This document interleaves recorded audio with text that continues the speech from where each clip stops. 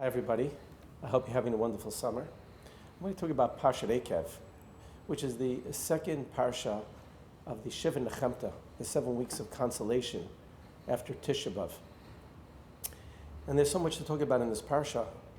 As Moshe Rabbeinu is addressing Bnei Yisrael, we could talk about the second Parsha of Shema V'Haya. We could talk about the Sheva Minim of Eretz Yisrael. I want to talk about the source for a bracha that is the only bracha, or perhaps one of the only brachot, that we are commanded in the Torah to recite. And that is Birchat HaMazon, benching.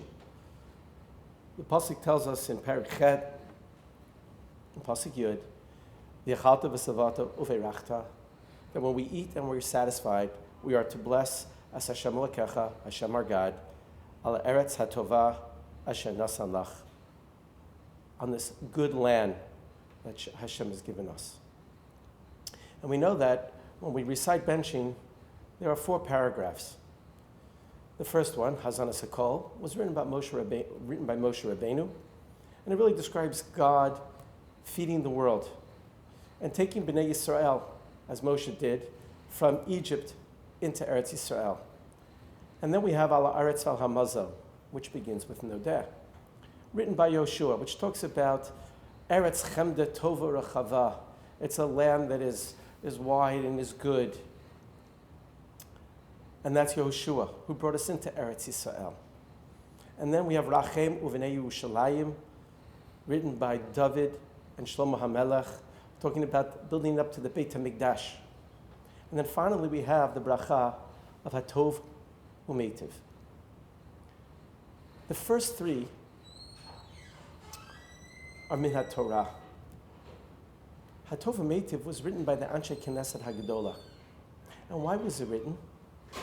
It was written because when the Romans destroyed Yerushalayim, they came to a city called Beitar, and they told Beitar that if they would give up, they would not destroy Beitar, and they would let the people live. Beitar had a revolt 50 years after the Beit HaMikdash. They refused, and because they refused, the Roman army decimated Beitar and killed everybody there. And the Romans, in their cruelty, did not allow anybody to enter the city for 7 years to bury the bodies. When the Jewish people were allowed to go into Beitar, they discovered that after 7 years, a miracle had occurred, and the bodies over the 7 years did not decompose. And the rabbis instituted this bracha of Hatov Umeitiv, that Hashem is good and He is the source of all good. What does this bracha have to do with benching? So the Meshech Chachma says the following. He says, if we look at benching, it's about hashgacha pratit.